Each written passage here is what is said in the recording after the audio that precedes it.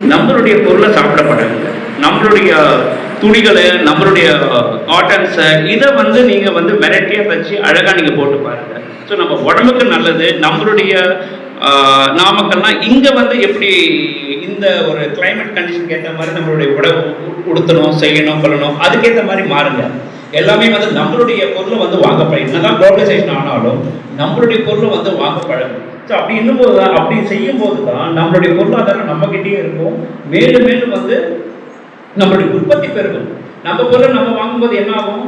So நம்ம ஆளுங்க இன்னும் மேனுஃபேக்சர் பண்ணிகிட்டே இருப்பாங்க. ஸோ அப்போ வந்து எம்ப்ளாய்மெண்ட் ஆப்பர்ச்சுனிட்டி ரொம்ப கிரியேட் ஆகும். ஸோ இம்போர்ட் பண்ணுறது குறையும். நம்ம பொருளை வந்து வெளிநாடுகளுக்கு ஏற்றுமதி பண்ணணும். சரிங்களா?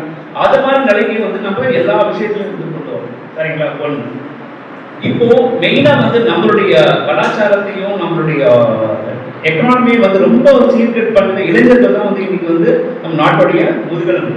இளைஞர்கள் கரெக்டாக இல்லையா? ஸோ இன்னைக்கு வந்து நம்ம வந்து எல்லாத்தையும் தலை நிமிர்ந்து நிற்கிறோம் அப்படின்னா வேர்ல்டை விட, எல்லா கண்ட்ரியை விட நம்ம கண்ட்ரியில தான் வந்து யங்ஸ்டர்ஸ் ஜாஸ்தி. சரிங்களா? அதனால தான் நம்ம கண்ட்ரியை பார்த்தாலே எல்லாமே பயப்படுறாங்க. ஸோ எல்லாமே 30+ இருக்கிற யங்ஸ்டர்ஸ்லாம் ரொம்ப ஹெவியாக இருக்காங்க. ஆனால் அதே சமயத்தில் வந்து இந்த செடிங்க கொடிங்க நம்ம பயிர் பண்ணும்போது கடைகள் ஊடுருவும் இல்லையா? அதை நம்ம கலைச்சிருந்தோம் இல்லையா? அதே மாதிரி இன்னைக்கு வந்து போதை பழக்கன்றது வந்து நிறைய வந்துச்சு. கரெக்டா இல்லையா? அந்த போதை பழக்கத்தினால எவ்வளவு இளைஞர்கள் வந்து அடிமையாகி நம்மளுடைய கண்ட்ரியை வந்து ஸ்பாயில் பண்ணிட்டு இருக்காங்க. இதை ஒத்துக்கிறீங்களா இல்லையா? ஸோ அதை வந்து வேதெடுக்க வேண்டியது யாருடைய கடமை? நம்ம ஒவ்வொருத்தருடைய கடமை. அது எப்படி போய் வேதெடுக்க முடியும்? எப்படி போயிட்டு நம்ம தனியாக போய் சொல்ல முடியுமா? அது முடியாது. சரிங்களா? ஸோ நம்மளுடைய குழந்தைங்களை வந்து நம்ம கையிலே வச்சுக்கணும். கண்ணி நிமைப்போட வந்து பாதுகாக்கணும். ஏன்னா 7வது வயசு 7வது படிக்கும் போது 8வது படிக்கும் போது நம்ம கைக்குள்ள இருப்பாங்க. ஒன்ஸ் 9வது 10வது போகும்போது நம்ம கையை அறுத்துட்டு போடுவோம். கரெக்டா இல்லைங்களா? ஸோ எல்லாருமே வந்து பிள்ளைகள் ஆண் பெண் 2 பேரும் ஏற்பாடும் இருக்காங்க. அப்படி இருக்கும்போது நீங்க வந்து அவன் கூடயே வந்து, ஆனால் கண்டிக்கிறது பார்க்கறது தெரியக்கூடாது. அவனை வந்து நீங்க கண்காணிச்சுட்டு இருக்கணும். அவனுடைய பேக்கை டெய்லி செக் பண்ணணும். புக்ஸ் அடிக்க வைக்கிற மாதிரி. சரிங்களா? என்ன புக்ஸ் வச்சுருக்க காட்டு. எப்பவுமே வளரனா கூட அவனுடைய பேக்கு, அவனுடைய அலுமையா, அவனுடைய பழக்க வழக்கங்கள், அவன் யார் கூட ஃப்ரெண்ட்ஷிப் வச்சிருக்கான். சரிங்களா? இதெல்லாம் வந்து நீங்கள் அவன் வந்து ஒரு 12th வரைக்கும், காலேஜ் ஃபர்ஸ்ட் இயர் வரைக்கும் நீங்கள் மானிட்டர். அவன் கூட உட்காந்து பேசணும். நம்ம கையெழுத்துக்கு ஓடுவோம். ஓகேங்களா? இன்னும் இவன் பேச மாட்டேங்கிறான் அப்படின்னு இருக்கக்கூடாது. அவனை உட்கார வச்சு ஃப்ரெண்ட்ஷிப்பாக வந்து 10வது மேலே நம்ம கிட்டே நிற்க மாட்டான். உனக்கு வேறு வேலை இல்லைப்பா, உனக்கு வேலை எனக்கு எல்லாம் தெரியும், அப்படி எனக்கு எல்லாம் தெரியும். ஸோ அந்த மாதிரி டைமில் சரிடா தட்டி கொடுத்து அவனை வந்து நம்ம கண்காணிக்கிறதும் தெரியணும். ரொம்பவும் அதட்டவும் கூடாது. கை மேலே தோல் மேலே கை போட்டு அப்படியே ஒரு ஃப்ரெண்ட்ஷிப்பாக கொண்டாந்து அவனை நல்ல பழக்கத்துக்கு நம்ம கொண்டு வரணும். இல்லை விட்டுட்டிங்கன்னா இன்னைக்கு கெடுக்கிறதுக்கு நிறைய வழிகள் கெட்டு போகிறது. ஒத்துக்கிறீங்களா இல்லையா? ஸோ நாம தான் நம்ம பிள்ளைகளை வந்து கண்ணினிமை போல காப்பாற்றணும். இதை பண்ணாலே போதும். இப்போ நீங்கள் டெய்லி ஸ்கூல் வந்து வரும்போது என்ன நடக்குது, ஏது நடக்குது, யார் ஃப்ரெண்ட்ஸு, அவன் ஃபோன் நம்பர் என்ன, எல்லாத்தையும் கேட்கும். சரிங்களா? இந்த கலாச்சாரத்தை வந்து நம்ம ஒழிக்கணும்னா இப்படி தான் நம்ம கொஞ்சம் கொஞ்சமாக போகணும். சரிங்களா? சரி, இதை வந்து நம்ம பண்ணோம்னாலே, ஒருத்தர் பண்ணாலே போதும். அது பேர் இப்போ பாருங்கள், நான் ஒருத்தர் சொல்லும்போது 40 பேர் கேட்குறீங்க. 40 பேர் 10 பேருக்கு சொன்னீங்கன்னா 400 பேர் ஆகிட்டா இல்லையா? Word of mouth is more powerful than the media advertisement எல்லாமே. கரெக்டாக இல்லையா? ஓகே, இதுதான் வந்து நம்ம சுதந்திர தினத்துக்கு வந்து இனிமேல் நம்ம நாட்டை ஒழுங்காக வழி நடத்தணும். அப்படின்னா போதையில்லா நாட்டை வந்து உருவாக்கணும். பொருளாதார வீழ்ச்சி இல்லாததுக்கு நம்ம வந்து என்னென்னலாம் வந்து நம்மளுடைய நாட்டினுடைய உற்பத்தியை பெருக்கிறதுக்கு நம்ம என்னென்ன வழிகள் இருக்கோ அதெல்லாம் ஃபாலோ பண்ணணும். இது இருந்தாலே வந்து நல்லா இருக்கு இல்லையா? ஓகேங்களா? இது வந்து நம்ம ஃபாலோ பண்ணணும். சரி, நம்மளுடைய ஆர்சிடி இப்போ வந்து ஆர்சிடியோட நோக்கம் என்ன? எல்லாரும் எஸ். ஸோ ஒவ்வொருத்தரும் வந்து தன் காலில் நிற்கணும், சுயமரியாதையோடு நிற்கணும். 4 பேருக்கு வந்து வருமானத்தை ஈட்டி வேலை வாய்ப்பு கொடுக்கணும், அவங்களுக்கு வருமானத்தை ஈட்டி கொடுக்கணும். அந்த ஒரு வகையான ஒரு இதை வந்து நம்ம வந்து ஆப்பர்ச்சுனிட்டி வந்து நம்ம அவங்களுக்கு கொடுக்கணும். கரெக்டாக இல்லைங்களா? ஸோ வெறும் திறன் சார்ந்த பயிற்சி மட்டும் கொடுத்தோம்னா வெறும் வந்து வாரீங்களா படிக்கிறீங்களா முடிஞ்சு போச்சு, அவ்வளோதான். அது தேவை கிடையாது. ஸோ ஒவ்வொரு திறனையும் கற்றுக்கணும். அந்த திறன் மூலயமா உங்களுடைய வாழ்வாதாரம் வந்து உயரணும். அதுதான் மேலும் மேலும் சொல்கிறேன். ஒருத்தர்கிட்ட வந்து 100 ரூபாய்க்கு கடன் கேட்கலாம், 500 ரூபாய் கேட்கலாம். அம்மாவோ அப்பாவோ அண்ணனும் தம்பி ஒரு தடவை கொடுப்பாங்க, 2 தடவை கொடுப்பாங்க. டெய்லி தொடர்ந்து கேட்டால் கொடுப்பாங்களா? இன்னும் உனக்கு வேறு வேலை இல்லை சொல்லுவாங்க, சொல்ல மாட்டாங்களா? ஒருத்தருக்கு மீன் பிடிச்சி கொடுக்குறத விட மீன் பிடிக்க கற்று கொடுத்துட்டா ஈஸியாக இல்லையா? அவன் தொழிலை பார்த்துப்பான் இல்லையா? இப்போ நம்ம அதுதான் பண்ணியிருக்கோம். ஸோ அப்படி நம்ம வந்து பார்த்தாலும் திருப்பி வந்து அவங்கள வந்து எப்படி நீங்கள் வளர்ந்துட்டீங்க, எப்படி நீங்கள் பண்ணிட்டு இருக்கீங்க, தொழிலை கற்றுக்கிட்டீங்க, இனிமேல் என்ன பண்ண போறீங்க, எப்படி பண்ண போறீங்க, ஏதாவது உங்களுக்கு பொருளாதார உதவி வேணுமா, ஓகேங்களா? ஸோ உங்களுக்கு வந்து ஓனாக இருக்கு, நீங்கள் பண்ணுறதுக்கு பயப்படுறீங்களா? ஸோ எல்லாமே வந்து ஆர்சிடி வந்து உங்களுக்கு 2 வருஷத்துக்கு ஹேண்ட் ஹோல்டிங் சப்போர்ட் இருக்குது. அதுக்கு மேலே நீங்கள் கேட்டால் கூட யார் வேணாலும் நாங்கள் வந்து எப்போ வேணாலும் உங்களுக்கு ஹெல்ப் பண்ணுறதுக்கு ரெடியாக இருப்போம். நாங்கள் கை கொடுக்குறோம், நீங்கள் கை கொடுத்தா தானே மேலே வர முடியும், கரெக்டாக இல்லையா? So you have to work hard. அந்த ஒர்க் ஹார்ட் எப்படி இருக்கணும் உங்களுக்கு? ஸோ லைஃப்பில் வந்து ஒரு ட்ரிகர் இருக்கணும். வத்தி குச்சி இருந்தால் ஒரு வத்தி குச்சி தான் எப்படி ஃபயர் ஆகிடுது, எல்லாத்தையுமே ஃபயர் பண்ணிட்டு தான் இல்லையா? அந்த ஃபயர் பாயிண்ட் என்ன? உங்களுடைய ஆம்பிஷன், உங்களுடைய எய்ம், நீ என்ன ஆகணும் நீ முடிவு பண்ணுறது தான் வந்து நீ எதை நோக்கி போகிறது தெரியும், கரெக்டாக இல்லைங்களா? ஃபோக்கஸே இல்லாமல் வர முடியுமா? நீங்கள் அங்கேருந்து கிளம்பும் போது எங்கே போகிறது தெரியாமல பஸ் ஏறி இருப்பீங்க. இங்கே வரணும்னு சொல்லிட்டு ஒரு ஃபோக்கஸ் இருக்கா இல்லையா? அந்த ஃபோக்கஸ் தான் வந்து இங்கே சேர்ந்துருக்கீங்க. அதே மாதிரி லைஃப்பில் நீங்கள் எங்கே போக போகிறீங்கன்னு ஒரு ஃபோக்கஸ் உங்ககிட்ட இருக்கணும். நம்ம இப்படியே இருக்கிறோம். நம்ம எல்லாருமே வந்து எல்லா பிஸ்னஸ் மேனுமே பார்த்தீங்களா ஜீரோலேருந்து ஆரம்பிச்சதுன்னா ஒரு காலகட்டத்தில் அவங்க ஜீரோல தானே ஆரம்பிச்சிருப்பாங்க. அந்த ஃபைல தானே அவங்கள வந்து இன்னைக்கு வந்து பெரிய ஒரு கோடிசன் ஆக்கிருக்கு, 1000 பேர் லட்சக்கணக்கான பேருக்கு வந்து வேலை வாய்ப்பு வந்து கொடுத்துருக்கு. அது மாதிரி ஒரு ஃபோக்கஸோட நீங்கள் இறங்கினாதான் அதுக்கு உண்டான பிளான் பண்ணுவீங்க, அதுக்கு உண்டான டார்கெட் அச்சீவ் பண்ணுவீங்க, ஓகேங்களா? அந்த ஃபோக்கஸ் இல்லைன்னா நீங்கள் என்ன பண்ணுவீங்க? எதை நோக்கி போகிறோன்னு தெரியாமல் எதையுமே பண்ணாமல் ஆரஞ்ச இடத்துலேயே சுற்றி இருப்பீங்க, சரிங்களா? டே ஒன்ல எனி ட்ரைனிங், எனி பிஸ்னஸ் எதுவாகட்டும் உங்களுக்குள்ள நான் என்னைக்கு இந்த பிசினஸ்ல வந்து பெரிய டாப் ஆகணுன்றது ஒரு டிசைட் பண்ணி வைங்க. தட் இஸ் கால்ட் பிளான், ஓகேங்களா? அந்த பிளான் போட்ட பிறகு டார்கெட் இருக்கணும். ஸோ அந்த பிளானை வந்து 5 வருஷத்துக்கு நீங்கள் போடுறீங்களா, 5 வருஷத்துல நான் வந்து ஒரு மாதத்துக்கு ஒரு 2 லட்சம் 5 லட்சம் சம்பாதிக்கணுன்ற ஒரு பிளான் போடுறீங்களா? ஒரு வருஷத்துல என்ன பண்ணுறீங்க பார்க்கணும். 6 மாதத்துக்கு என்ன பிளான், 1 மாதத்துக்கு என்ன பிளான், 1 டேக்கு என்ன பிளான், கரெக்டாக இல்லையா? ஸோ இதெல்லாம் தான் நீங்கள் ஃபோக்கஸ் பண்ணி பண்ணாதான் உங்களால் வந்து அந்த 5 வருஷத்துக்கு முன்னாடி பிளானை வந்து டார்கெட் வந்து உங்களால் அச்சீவ் பண்ண முடியும்.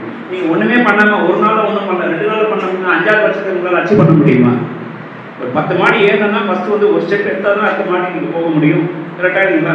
அதனால் ஒவ்வொரு நாளும் உங்களுக்கு சேலஞ்சிங்காக இருக்கணும். அதை நோக்கி நீங்கள் ஓடும்போது உங்களுக்கு வந்து 100% உங்களால் சக்ஸஸ் பண்ண முடியும்.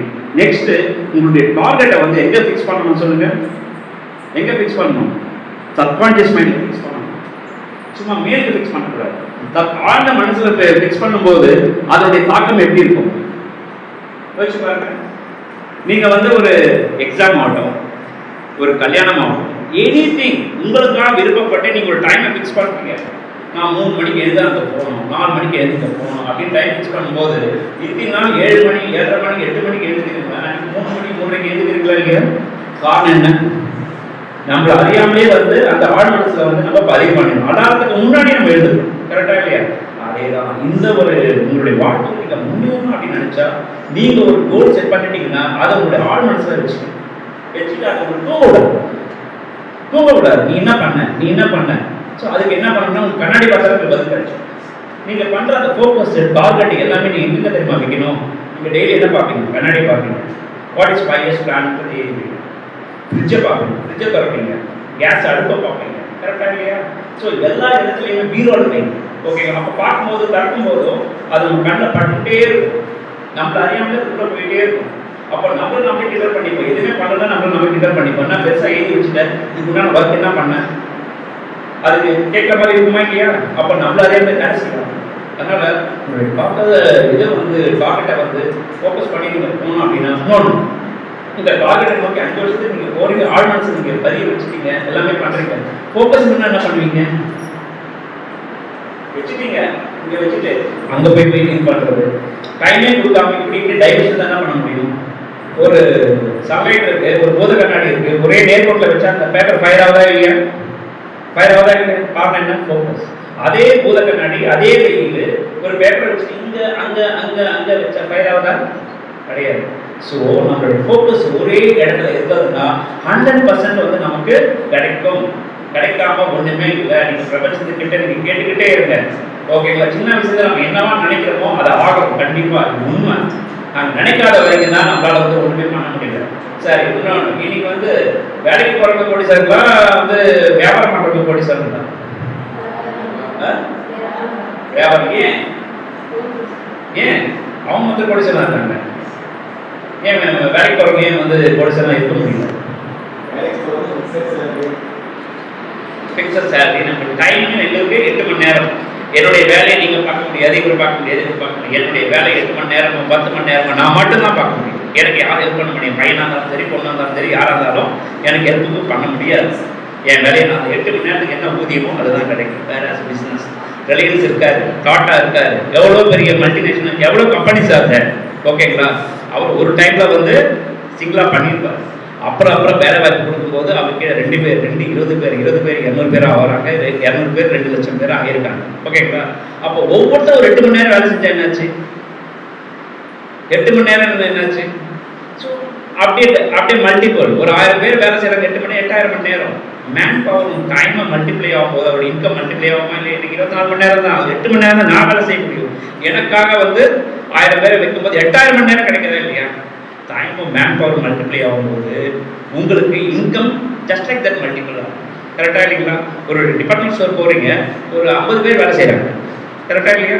ஸோ 50 பேருக்கு அவர் வேலை கொடுக்கணும் அப்படின்னா அவர் எவ்வளோ சம்பாதிக்கணும் யோசிச்சு பாருங்க. ஸோ தட் இஸ் நம்மளுடைய இதை வந்து பார்த்தீங்கன்னா மல்டிபிள் பண்ண ஒரு ஆண்டர்பிரனர் ஆனால் தான் நம்மளால் இதெல்லாம் சாதிக்க முடியும். ஒரு இண்டிவிஜுவலால் வந்து சாதிக்க முடியாது. அதனால் எவ்வளபடி நான் சொல்கிறேன், ஒரு ஃபோக்கஸோட வந்து நீங்கள் செயல்படுங்க. எதை நோக்கி போகிறதுல தெளிவாக இருங்க. நமக்கு வாழ்க்கையில் வந்து நிறைய அடல்ட்ஸ் வரும் செய்யும் எல்லாமே தான் இருக்குது. நல்லது கெட்டது கலந்தது தான் வரும் போகும் தான்.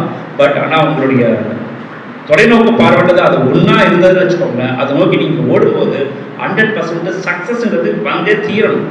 அதை தீராமல் தள்ளி போடலாமே தவிர்த்து வராமல் மட்டும் இருக்காது.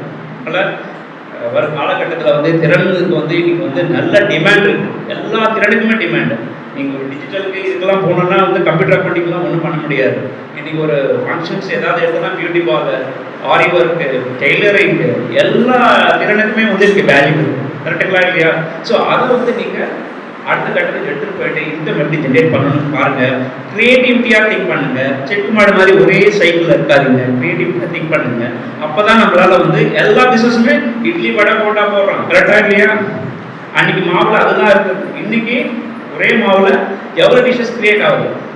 மஷ்ரூம் தோசை, மசாலா தோசை, அதுக்கப்புறம் வேற ஏதாவது பன்னீர் தோசை. கரெக்டாக இல்லைங்களா? ஒரே rice, fried rice, white rice, அதுக்கப்புறமா வந்து மஷ்ரூம் ரைஸ். வருதா இல்லையா? எவ்வளோ varieties. That is called creativity. ஒரே மாவு தான், ஒரே ஃப்ளவர் தான். பட் எவ்வளோ கிரியேட்டிவிட்டியாக திங்க் பண்ணுறாங்க. அன்றைக்கி போட்ட சுடிதார், சாரி அந்த மாடலில் கட்டுறீங்க. ஒவ்வொரு வருஷமும் ஒரு மாடல் எதிர்பார்க்குறீங்களா இல்லையா? இருக்கா இல்லையா? So that is all called creativity. கிரியேட்டிவிட்டியோட பிஸ்னஸை பண்ணுங்கள். மற்றவங்க பண்ணாதது வந்து நீங்கள் பண்ணும்போது டெஃபினட்டாக அந்த பிஸ்னஸ் வந்து அடுத்த கட்டத்துக்கு நீங்கள் போவீங்க. சரிங்களா? ஸோ நல்லா பண்ணுங்கள். ஆர்சிட்டியை வந்து ஹெல்ப்ஃபுல்க்கு வந்து நீங்கள் எப்போ வேணாலும் வந்து ஆர்சிட்டி பீப்புள் வந்து ஹெல்ப் பண்ணுவாங்க. ஓகேங்களா? என்ன பிஸ்னஸில் டவுட்டு, பேங்க்கில் ஏதாவது லோன் கொடுக்கல, சைட்டில் டிலே பண்ணுறாங்க. ஸோ நீங்கள் வந்து ஆர்சிட்டி வந்து நீங்கள் அணுகுனீங்கன்னா எழுதிய மூலியமா நம்மளால் வந்து ஃபைனான்ஸ் வந்து ஏற்பாடு பண்ணி கொடுக்க முடியும். மற்றது வந்து பார்த்தீங்கன்னா சிவில் ஸ்கோர் வந்து ரொம்ப ரொம்ப இம்பார்ட்டண்ட்டு. ஃபினான்ஷியல் டிசிப்ளினுக்கு வந்து சிவில் ஸ்கோர் வந்து கம்மியாக இருந்தால் யாராலையும் ஒன்றும் பண்ண முடியாது. நீங்கள் 100 லோன் கூட வாங்கணும். ஆனால் அந்த 100 லோனை நான் கரெக்டாக கட்டிட்டு வந்தீங்கன்னா சிவில் ஸ்கோர் ஒன்றும் குறையாது. ஒரே ஒரு லோன் 5000 ரூபாய்க்கே வாங்குறீங்க, அதுலேயே நீங்கள் வந்து தவணை கட்ட தவறிட்டீங்க, இல்லை தவணையை விட்டு கட்டுறீங்க அப்படின்னாலே ஸ்கோர் டவுன் ஆகிடும். உங்களுடைய டிசிப்ளினை வந்து இந்த ஃபைனான்ஷியல் அந்த சிவிலில் தான் வந்துட்டு ஜாதகம், ஃபைனான்ஷியல் ஜாதகம் பார்த்துட்டு இதுவே கட்ட முடியல, இது எப்படி லோன் கொடுக்குதுன்னு செக் பண்ணுங்க. ஏன்னா ஸ்கேல் அதெல்லாம் வச்சுருக்கோம். அதனால் ஃபினான்ஷியல் டிசிப்ளினாக இருங்க. ஸோ நம்மளுடைய சமுதாயத்தை எப்படி வந்து மேம்படுத்தணுன்றதை போதையில்லா அந்த சமுதாயத்தை நம்ம உருவாக்கணும். சரிங்களா? ஸோ இந்த பொருளாதார வீச்சு வந்து இது ஆகாமல் இருக்கிறதுக்கு நம்மளுடைய உள்நாட்டு உற்பத்தியை எப்படி பெருக்கணும், அது எப்படி அடுத்த கட்டத்துக்கு கொடுத்துட்டு போகணுன்றதை பாருங்கள். சரிங்களா? ஸோ ஆர்சிட்டியை வந்து நிறைய பேருக்கு சொல்லுங்கள். சரிங்கன்னா நீங்கள் பெற்ற இந்த இதை வந்து பெனிஃபிட்டை வந்து எல்லாருக்கும் நீங்கள் வந்து சொல்லணும். எப்படி சொல்ல முடியும்? நாங்கள் மாதம் நாங்கள் இந்த ஆடு கொடுத்தாலும் வந்துடுவாங்களா? நீங்கள் எத்தனை பேர் ஆடை பார்த்து வந்தீங்க? 2 தான். மீதி பேர்லாம் அக்கா சொன்னாங்க, ஃப்ரெண்டு சொன்னாங்க, பக்கத்து வீட்டுக்காரங்க சொன்னாங்க. கரெக்டாக இல்லையா? ஸோ வேர்ட் ஆஃப் மவுத்திங், திருப்பி சொல்கிறேன், word of mouthing more powerful than the media. கரெக்டாக இல்லையா? அதனால் நம்ம தெரிஞ்ச விஷயத்தை ஒரு 10 பேர் சொல்லுங்கள். 10 100 ஆகும், 100 1000 ஆகும், 1000 10,000 10,000 லட்சம் ஆகும். சரிங்களா? ஸோ இதெல்லாம் வந்து நிறைய பெனிஃபிட்ஸ் இருக்குது. ஷேர் பண்ணுங்கள். ஆர்சிட்டியை நல்லா யூட்டிலைஸ் பண்ணுங்கள். நம்மளுடைய சமுதாயத்துக்கு வந்து இந்த ஒரு உங்களுக்காக தான் எல்லாமே கிரியேட் பண்ணியிருக்கோம். நீங்கள் வரணும். வந்துட்டு நீங்கள் வெளியில் போகக்கூடாது, ஹாஸ்டல்லே தங்கி இங்கேயே ஃபுட் எடுத்துக்கிட்டு நல்ல முறையில் ட்ரைனிங் வந்து நீங்கள் கற்றுக்கிட்டு ஒரு ஃபுல் ஸ்கில்டு பர்சனாக நீங்கள் வெளியில் போகணுன்றதான் நம்மளுடைய கவர்மெண்ட்டோடைய நோக்கம். சரிங்களா? அதை யூட்டிலைஸ் பண்ணிக்கோங்க. சொசைட்டிக்கு வந்து நீங்கள் அடுத்த கட்டத்தை நீங்கள் கொண்டு எக்கனாமிக்கல் ரெவல்யூஷன்றது உங்கள் மூலியமாக தான் வர முடியும். சரிங்களா? ஸோ வாய்ப்புக்கு நன்றி.